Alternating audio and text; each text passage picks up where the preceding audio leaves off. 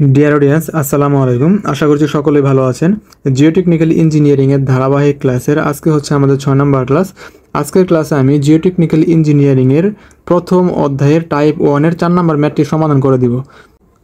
তো এইটা হচ্ছে উপসহকারী প্রকৌশলী পদে চাকরির প্রস্তুতির জন্য ফাউন্ডেশন বই।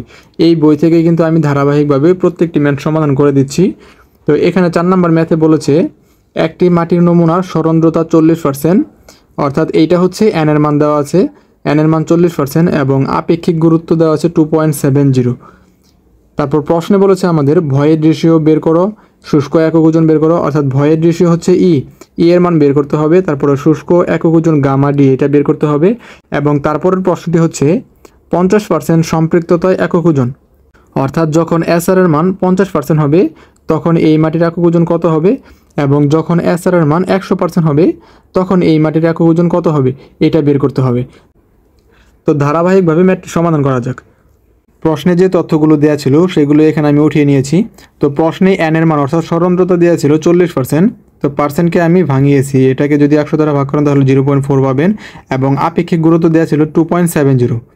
তারপর প্রশ্নে অর্থাৎ ক নম্বর প্রশ্নে আমাদের ই এর মান চেয়েছে ভয়েড রেশিও, এবং খ নম্বর প্রশ্নে গামা ডি অর্থাৎ শুষ্ক একক ওজন চেয়েছে। তো প্রথমে আমরা ই এবং গামা ডি এটা বের করব, তারপরে যে দুইটা প্রশ্ন আছে তারপরে দুইটা সমাধান করব।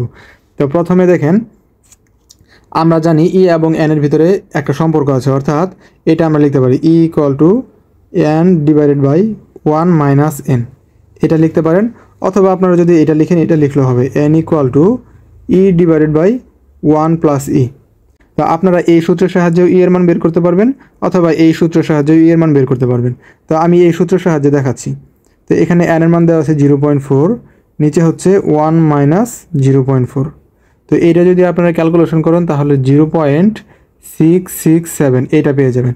তো এইটা হচ্ছে ই এর মান। তারপর খ নাম্বার প্রশ্নে বলেছে মাটির শুষ্ক একক ওজন গামা ডি এটা নির্ণয় করতে বলেছে। আমরা গামা নির্ণয়ের জন্য একটি কমন ফর্মুলা জানি, SR into e plus G gamma W divided by 1 plus e. এটা হচ্ছে গামা নির্ণয়ের কমন ফর্মুলা, অর্থাৎ মাটির একক ওজন, যে কোনো মাটির একক ওজন নির্ণয়ের জন্য এটা হচ্ছে কমন ফর্মুলা। তো যেহেতু আমাদের গামা ডি নির্ণয় করতে বলেছে, এই যে গামা ডি এর ক্ষেত্রে এসআর এর মান সবসময় 0 হবে, অর্থাৎ সম্পৃক্ততার মাত্রা 0%। এর জন্য এখানে 0 ইন্টু ই এটা যদি আপনি গুণ করেন তাহলে এই অংশটা 0 হয়ে যাবে, শুধুমাত্র জি থাকবে। এখন এই জি যদি আপনি গামা ডাব্লিউর সাথে গুণ করে দেন তাহলে জি ইন্টু গামা ডাব্লিউ এইটা থাকবে, জি ইন্টু গামা ডাব্লিউ, নিচে হচ্ছে 1 প্লাস ই এইটা থাকবে। তারপর এখান থেকে আপনারা জি এর মান বসাবেন 2.70 ইন্টু এখানে দেখেন গামা ডাব্লিউর মান।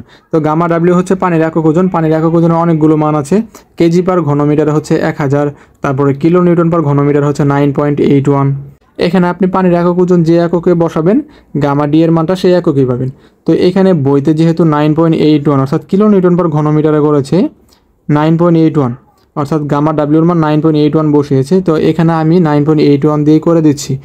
আপনারা কিন্তু গামা ডাব্লিউর মান এখানে কেজি পার ঘনমিটারে 1000 বসিয়েও করতে পারবেন, কোনো সমস্যা নাই, তবে তখন কিন্তু অ্যান্সারটা অন্যটা আসবে। তো তারপর দেখেন এখানে 1 প্লাস ই এর মান আমরা বের করেছি 0.667।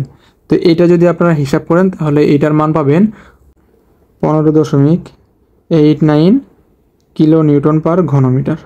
তো এটা হচ্ছে একটা অ্যান্সার। তাহলে দুইটা উত্তর আমরা পেয়ে গেলাম, বাকি আছে আরও দুইটা। তো এখন বলেছে সম্পৃক্ততার মাত্রা, দেখেন গ নাম্বারে বলেছে সম্পৃক্ততার মাত্রা এসআর এইটার মান যদি 50% হয় তখন মাটির একক ওজন কত হবে। তো এটা আমরা পার্সেন্ট বললাম। তারপর দেখেন এই পার্সেন্ট যদি আপনারা ভাঙায় নেন তাহলে 50-কে 100 দ্বারা ভাগ করলে 0.5 পাবেন। এখন দেখেন আমাদের যেহেতু একক ওজন নির্ণয় করতে বলেছে আমরা কমন ফর্মুলাটা অ্যাপ্লাই করব। একক ওজনের common formula gamma equal to SR into e plus G gamma W divide by 1 plus e. তো এখান থেকে আপনারা এসআর এর মানটা 0.5 বসাবেন, 0.5 ইন্টু ই এর মানটা হচ্ছে 0.667, আমরা উপরে বের করেছি 0.667। তারপরে জি এর মান হচ্ছে 2.70। তো ই এবং জি এগুলো কিন্তু চেঞ্জ হবে না, শুধুমাত্র এসআর এর মান যেহেতু 50% বলেছে এই জন্য এখানে 0.5 বসেছে। তারপরে এখানে গামা ডাব্লিউর মান হচ্ছে 9.81। আমরা এটা কিলো নিউটন পার ঘনমিটার এই এককেই সমাধান করছি। যেহেতু বইতে এই এককেই করেছে এজন্য এখানেও আমি এই এককেই সমাধান করে দিচ্ছি।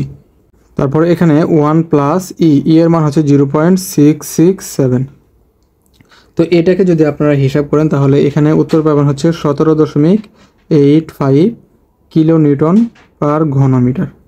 তো বইতে এটা অন্যভাবে করেছে, বইতে সমাধানটা অন্যভাবে করেছে, তবে আপনারা যেভাবে করেন না কেন অ্যান্সার কিন্তু একদম সেম পাবেন।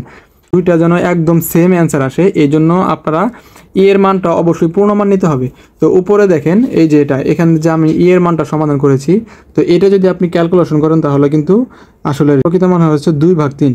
তো 2/3 এটাকে হচ্ছে 0.667 লেখা যায়।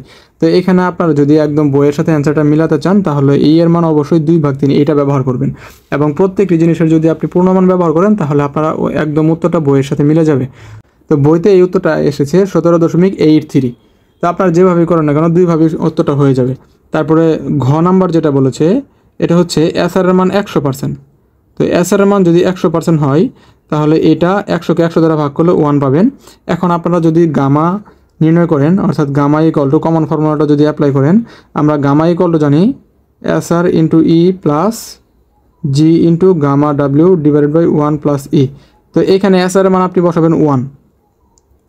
তাহলে 1 যদি বসানো হয়, দেখেন 1 যদি বসানো হয় তাহলে এখানে আসবে হচ্ছে এরকম 1 ইন্টু ই এর মান হচ্ছে 0.667 প্লাস জি এর মান 2.70 ইন্টু, তো গামা ডাব্লিউর মান বসাবেন 9.81 নিচে 1 প্লাস 0.667। তো এটা যদি আপনারা ক্যালকুলেশন করেন তাহলে এটার উত্তর পাবেন 19.81 কিলো নিউটন পার ঘনমিটার। তো এইটা হচ্ছে ম্যাথের সর্বশেষ উত্তর। তো এই ম্যাথের 4টা উত্তরই যেহেতু আমরা পেয়ে গিয়েছি সুতরাং ম্যাথটি আমাদের শেষ। আশা করছি আপনারা এই ম্যাথটি বুঝতে পেরেছেন। সবাইকে অনেক অনেক ধন্যবাদ। আজকের ক্লাসে এই পর্যন্ত থাকবে। পরবর্তী ক্লাসের আমন্ত্রণ জানিয়ে এখানেই শেষ করছি। আল্লাহ হাফেজ।